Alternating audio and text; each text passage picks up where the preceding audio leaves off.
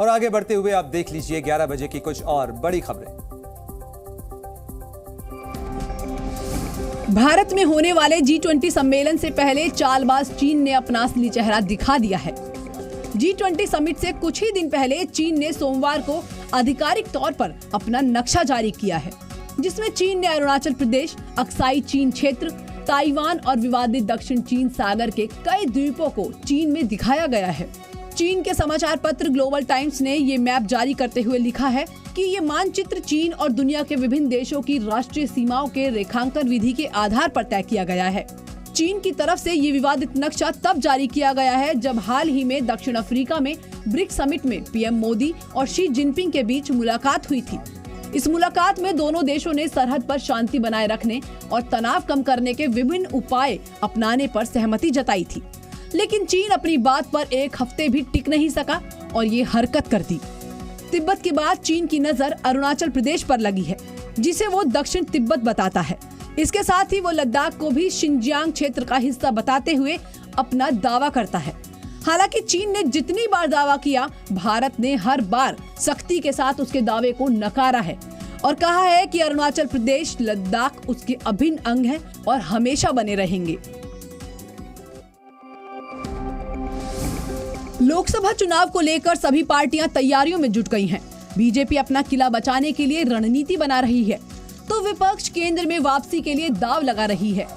आम चुनाव में वोट संख्या बढ़ाने के लिए तमाम दिग्गज नेता जनसभा भी कर रहे हैं। सोमवार को सीएम ममता ने युवाओं को संबोधित करते हुए चौंकाने वाला दावा किया। उन्होंने कहा कि बीजेपी इस साल दिसंबर में ही लोकसभा चुनाव करवा सकती है। इसके साथ ही उन्होंने एक और बड़ा दावा किया कि बीजेपी ने चुनाव प्रचार के लिए सभी हेलीकॉप्टर पहले से ही बुक कर लिए हैं। उन्होंने ये भी आरोप लगाया कि बीजेपी किसी और राजनीतिक दलों को प्रचार के लिए हेलीकॉप्टर का इस्तेमाल नहीं करने देना चाहती। ममता बनर्जी ने कहा, बीजेपी देश में नफरत को बढ़ावा देने का काम कर रही है।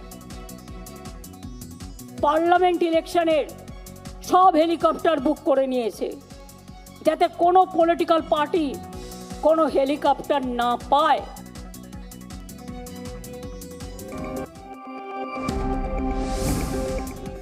इंडिया गठबंधन की 31 अगस्त से तीसरी बैठक होनी है।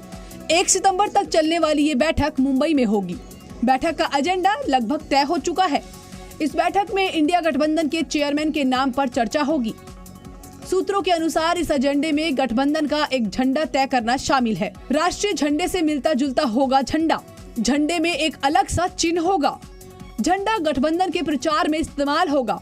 ये झंडा बैठक और संयुक्त रैलियों में भी इस्तेमाल होगा। सूत्रों से एक और बड़ी खबर सामने आई है। मुंबई की बैठक के बाद सितंबर से देश भर में गठबंधन की साझा रैलियां शुरू हो जाएंगी, जिसमें 6-7 प्रमुख नेता और विपक्ष के सीएम शामिल होंगे। रैलियों और अन्य मौकों पर गठबंधन के नेता पीएम मोदी पर व्यक्तिगत हमले नहीं करेंगे। मुंबई की बैठक में प्रस्ताव पेश किया जाएगा कि गठबंधन का एक चेयरमैन हो, एक चीफ कोऑर्डिनेटर हो और 4-5 क्षेत्रीय कोऑर्डिनेटर भी बनाए जाएं। चंद्रयान 3 की सॉफ्ट लैंडिंग का नया वीडियो सामने आया है। ये वीडियो इसरो ने जारी किया है, जिसमें चंद्रयान 3 की लैंडिंग का वीडियो है। लैंडिंग का ये वीडियो चंद्रयान 3 में लगे कैमरे से लिया गया है। इसके साथ ही धरती से लाखों किलोमीटर दूर चांद से नई तस्वीरें भी सामने आई हैं। ये तस्वीरें चंद्रयान के रोवर प्रज्ञान के ज्ञान की तस्दीक करती हैं। हल्के अंधेरे में दिखती इन धुंधली तस्वीरों में रोवर प्रज्ञान चांद की सतह पर चहलकदमी करता हुआ नजर आ रहा है। तभी रोवर प्रज्ञान के सामने एक क्रेटर यानी गड्ढा आ जाता है। इस क्रेटर का डायमीटर करीब 4 मीटर था और ये प्रज्ञान के रास्ते में करीब 3 मीटर आगे था। ये क्रेटर इतना बड़ा था कि अगर इसमें प्रज्ञान का पहिया आ जाता तो ये गिर भी सकता था और शायद इसे नुकसान भी पहुंच जाता। मगर प्रज्ञान ने बेहद ही होशियारी का परिचय दिया। जैसे ही प्रज्ञान को पता चला कि उसके पहिए के आगे बड़ा सा गड्ढा है, तो रोवर को पीछे लाया गया और रास्ता बदलकर दूसरी तरफ बढ़ गया। इस तरह प्रज्ञान ने मिशन चंद्रयान के 5वें दिन अपने सामने आई इस पहली बाधा को पार कर लिया। रोवर प्रज्ञान को क्रेटर से बचते हुए देखकर इसरो कमांड सेंटर में बैठे वैज्ञानिकों ने भी राहत की सांस ली, क्योंकि अब ये सुरक्षित तरीके से नए रास्ते की तरफ बढ़ रहा है।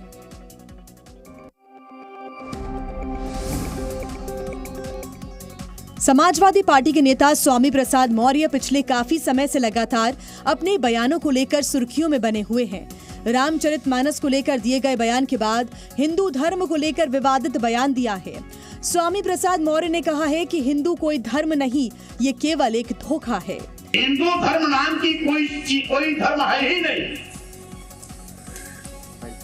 हिंदू धर्म केवल धोखा है। स्वामी प्रसाद मौर्य पर वीएचपी नेता राजकमल गुप्ता ने बड़ा हमला बोला है। उन्होंने कहा कि स्वामी को गिरफ्तार करना चाहिए, इनको हेट स्पीच में बंद करके जेल में डाल देना चाहिए। इनको गिरफ्तार करना चाहिए और इनको हेट स्पीच के अंदर बंद करके जेल में डाल देना चाहिए। तो वहीं स्वामी प्रसाद मौर्य के दिए गए बयान को लेकर मौर्य की शिकायत करने के लिए साधु संत अखिलेश के घर पहुंचे। या तो ये क्षमा मांग ले या इनको पार्टी से निष्कासित किया जाए, और इससे सबसे ज्यादा नुकसान सपा का ही हो रहा है, क्योंकि स्वामी प्रसाद मौर्य अलग पार्टी बनाने के विचार में इस तरह की बयानबाजी कर रहे हैं।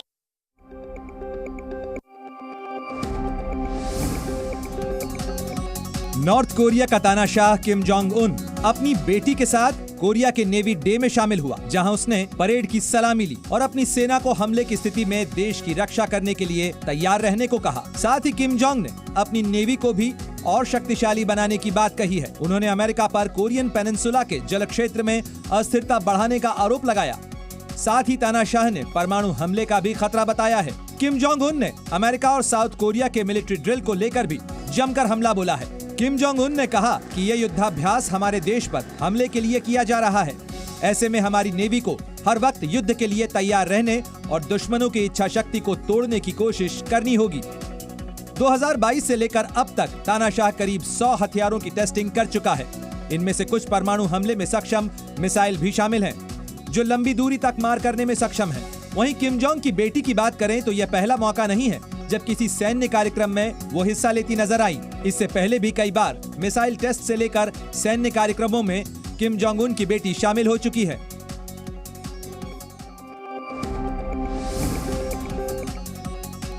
बिहार में जातीय जनगणना को लेकर एक बार फिर से सियासत गर्मा गई है और इसकी वजह से केंद्र सरकार का सुप्रीम कोर्ट में दिया गया है नया हलफनामा। बिहार में जातीय जनगणना का विरोध करते हुए केंद्र सरकार ने नया हलफनामा दाखिल किया है। केंद्र ने संशोधित हलफनामे में कहा है कि पैरा 5 अनजाने में शामिल हो गया था। दरअसल इस पैरा में ये था कि केंद्र सरकार ही जनगणना या जनगणना जैसी कोई भी कार्रवाई करने के लिए अधिकृत है। केंद्र सरकार ने नए हलफनामे में से पैरा 5 हटा लिया है। केंद्र ने कहा था कि जनगणना एक वैधानिक प्रक्रिया है और जनगणना अधिनियम 1948 के तहत शासित होती है। हलफनामे में केंद्र ने कहा कि जनगणना एक्ट 1948 के अनुसार जनगणना का अधिकार केवल केंद्र सरकार को है, राज्य को नहीं। केंद्र के हलफनामे को लेकर जेडीयू ने बीजेपी पर निशाना साधते हुए कहा कि बीजेपी चाहती ही नहीं है कि बिहार में जातीय जनगणना हो। केंद्र सरकार का क्या नजरिया है, ये तो एक बार आप स्पष्ट करिएगा ना, कि हर बार अलग अलग अगर आपका नजरिया होगा, सुबह में कुछ शाम में कुछ, तो यह बताता है कि आप जाति सर्वे के बिल्कुल विरोध में थे। तो वहीं बिहार के पूर्व उप मुख्यमंत्री सुशील मोदी ने कहा कि केंद्र सरकार ने सुप्रीम कोर्ट में हलफनामा देकर स्पष्ट कर दिया कि वो बिहार में जातीय सर्वे कराने के विरुद्ध नहीं है।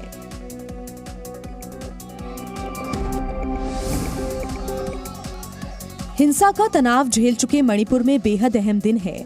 आज मणिपुर में विधानसभा सत्र होगा। कुकी समुदाय के 10 विधायकों ने पहले ही घोषणा कर दी है कि वे सुरक्षा कारणों से सत्र में हिस्सा नहीं लेंगे। कुकी समुदाय से आने वाले एक मंत्री नेमचा किपगेन ने पहले ही स्पीकर को छुट्टी का आवेदन दे दिया है। सूत्रों के मुताबिक सरकार जहां शांति बहाल करने के लिए उठाए गए कदमों का ब्यौरा देगी, तो वहीं विपक्षी कांग्रेस लगभग सरकार की कथित विफलता के लिए सीएम एन बीरेन सिंह और बीजेपी सरकार पर निशाना साध सकती है। लेकिन इस बीच मणिपुर में एक बार फिर तनाव का माहौल बन गया है।